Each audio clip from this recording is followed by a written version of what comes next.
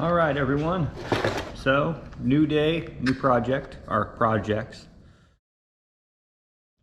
On the old 92 Dodge behind me, we have a coolant temp sensor that's not working. Normally I wouldn't be too concerned about recording this because it's just a thread-in sensor. But on this truck, being it's a diesel, every parts store seems to think that this has a 2-wire sensor for all the years of the first gen Cummins. 89 to 92, 93. They seem to think it has a 2-wire small sensor, AutoZone, O'Reilly's, all that. So we had to do some deep dive to figure out what we actually need. Ours is a single wire, so it's got 1 pin in the connector, small connector, large body, right? So the parts stores, when you go and try to order them, it's a small body sensor as well. So the sensor is barely bigger than the connector, and it has 2 pins.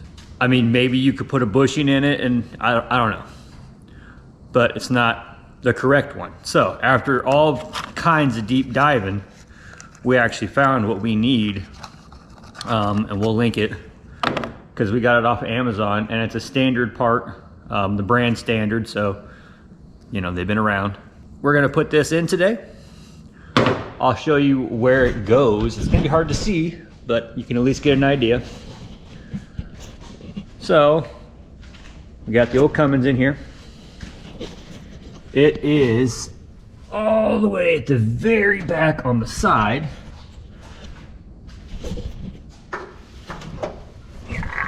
We'll get up in here a little bit. Yep. Super comfortable. Okay, I don't know, it's kind of still dirty, but you can, I'll put my finger on it. So I'm touching the sensor right now. The tip is broke off, but it's straight underneath this valve cover. Boom, right there. That's what we got to change out, because that's what's going to control the gauge, make the sensor work. This road trip, I'd like to have coolant temp. It did work for most of its life, so this thing has never ran hot at all, even dead hot summer, humid. But I still would like to have coolant temp sensor. It'll help me keep tabs. This thing's old, got a lot of miles on her. You know, antifreeze. You could spring a leak at any given time. Having a gauge, I watch gauges quite often. I drive for a living, so I pay pretty close attention to all my gauges. Having that gauge working will also help me mentally, but I'll be able to tell and probably catch a problem before it goes catastrophic. So I'm gonna get that gauge working, and then we'll see what other little projects I jump onto today. This is the last weekend before the start of 3 relatively big road trips for this old truck. I got to go through and make sure everything is good to go. All right, another thing I've done too, I jacked the back end up quite a ways to get the engine. That's gonna be hard to tell, but I got the engine actually leaning forwards a little bit. My ultimate idea and goal to that is to not dump antifreeze out of the back of the engine. Because of where the sensor is located, I am not going to be able to be very quick at pulling the old one out and getting the new one in the hole. The new one also comes already pasted up, so it's already got sealant on it.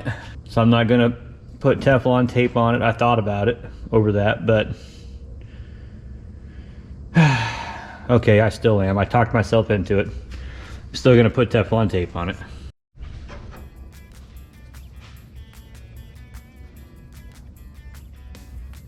All right.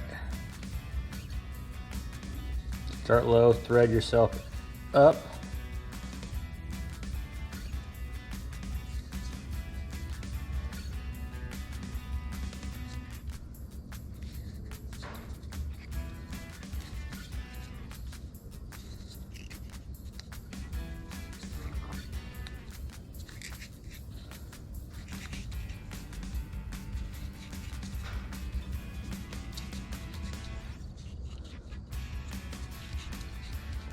Now I can't say that this is completely necessary, being that I already had that sealant on it, but whenever I use thread tape, I never have a leak. That's the goal. I'm tired of leaks. The old Cummins, they leak good enough anyway, so whatever you can do to not create a leak is a good thing. And with the way I threaded it, it doesn't unwind as I tighten it into the hole. So, little tip on that.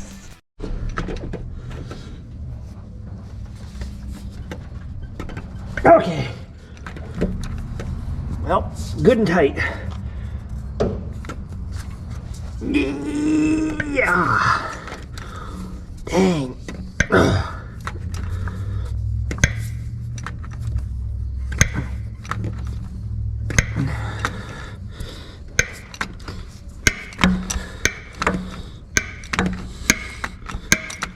Ooh.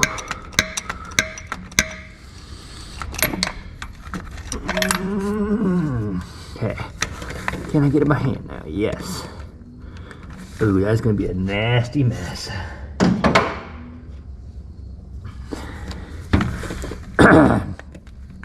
Yep. Let's see here. It's gonna be a bad leaker. Why, yes it is. I don't know if you guys heard that. Alright. I'm not able to do this. She made that much of a mess. Yeah. Get up in that hole, baby. Okay.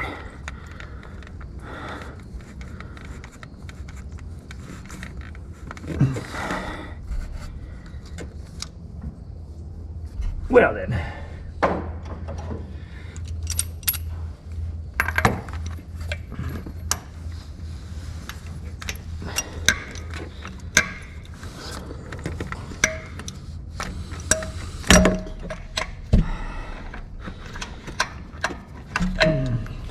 I need to find the right socket. So it's 1 1/16 for the sensor. Shallow just works, but I'm afraid I'm gonna break my connector. So now the hunt is on. Where is my 1 1/16 deep socket? All right, $10 later. There you go. Got ourselves a deep socket. Don't jack yourself in the face. Come on, just pull straight. I am it. Oh, there we go. All right. I got it. And at $10, I got a socket and somebody that wants to help. How weird. I'm bored. All right, let's get it set back up and I'll show you where you got to get. We were mapping, you didn't click the record button. No, but anyways, watch out where your feet are, because Yeah. you're not gonna be able to sit like that. You're gonna have to be kneeled over. You're gonna have to kneel on the battery and kneel way over, because the sensor is right here. See that new shiny one there? Yeah. Yeah. So you're gonna have to be situated without pushing on the wires.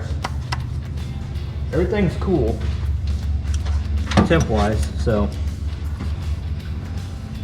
Well, 12 valve weighs more than I do. Yeah, you would be correct. I weigh 80. Not 100. Ow. So, now we want to. So you're gonna have to bring it in over here, not behind that. Yep. Okay. Hold on, you're getting on the wrong side of the wires. Now, let me see it. I'm gonna get it on here so you don't bust that plastic. Let's see here. Yeah, the extension's gonna make it too long now. So I'll take the extension off. Go just to the socket. That way it's not too long, it'll fit. Just gently push the wires out of the way.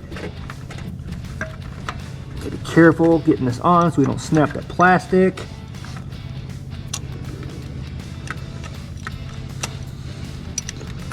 Okay, it is on.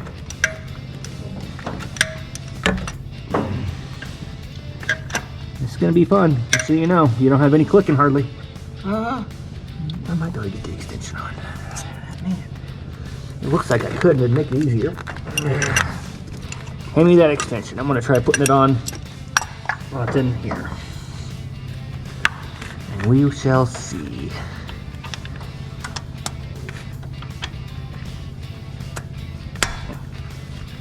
Because you'd have more room to turn.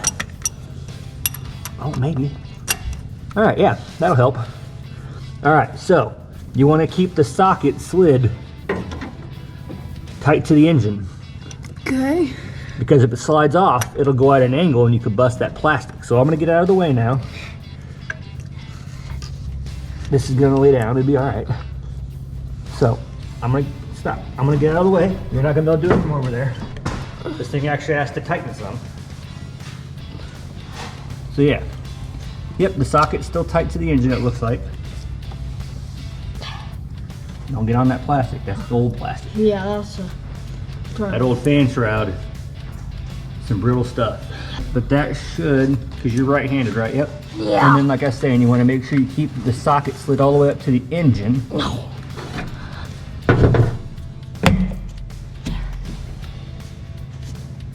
then it's going to keep pulling up, and that's what's going to tighten it. Yep. You just got to take your time and make sure you don't catch any wires or break anything else.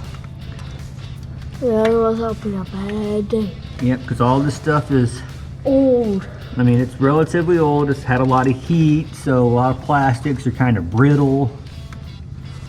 So you gotta kind of be careful, take your time. Like this is a vacuum hose that you're hitting here. Yeah. Should be fine, but this one is still pliable. There is some vacuum hose like this where it's plastic, And then and if you bump it, it'll break. yeah. And That was really common in the 80s and 90s, up to probably like 96 or something like that. They use like this plastic vacuum hose and it always get brittle. from the heat changes and Yep, from the everything. engine running and getting hot and then cold, hot and cold. Over. Everything in the engine bay gets hot and cold too. Yeah. So you gotta be careful with plastics. And also smacking wires around a bunch. You can pull stuff apart. Yeah. Did Mom mess something up in your car? I don't In know. the engine bay? I don't know. We've had so many and done so many things at this point. Well, I think that's as tight as I can get it. Okay. Well. Oh yeah, no, it's gotta go more than that. All right, let me add it. And the other thing too is you gotta be careful with this too, because you can actually bust these. This one's pretty robust. Like the sensor housing's pretty big and stuff, the body of it. But we're using a 1/2-inch drive, so you get a lot of leverage, you know. So it would be kind of easy to over tighten and bust it. And that would be bad.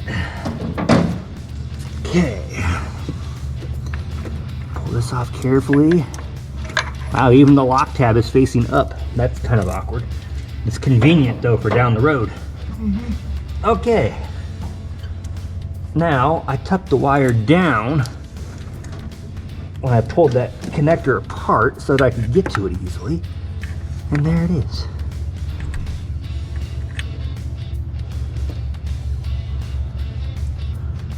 The only kicker is I don't know what side the wire is inside the sensor. So we're gonna just see.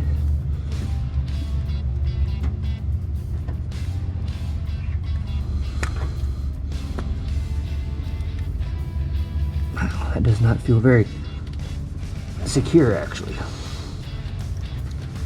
But it's on. Okay. Well, that's that. So, all right.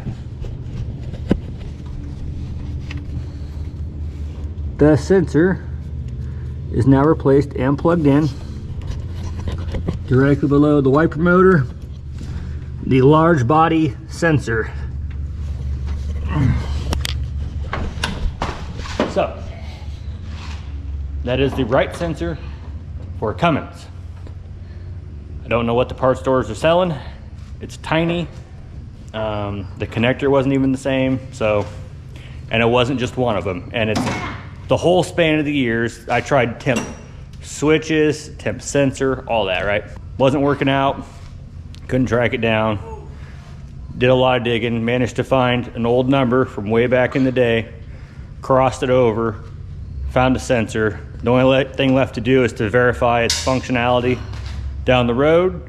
That'll be way later in the day. I still got a lot of other stuff to do, but I am gonna aim the headlights tonight. So that'll be a video for y'all to check out, because a lot of your old trucks and old rigs, your headlights just suck, and they don't have to. Now, they're not gonna be new HID, LED, good bright stuff, but with an adjustment, your standard halogen bulbs won't be horrible. They won't be great, but they won't be horrible. So I need to do that adjustment as well. Then, fun fact, we were digging on the internet some. Supposedly the old Dodge here, they only offered 120 amp alternators. That's what I'm seeing online. So if that really is a 120 amp alternator, I'm not too afraid to run one of our EcoFlow alternator chargers into the truck to charge our power station while going down the road. I don't know, we'll see. We have a few things that we have to do, and Ange actually has to do some stuff for work on Friday.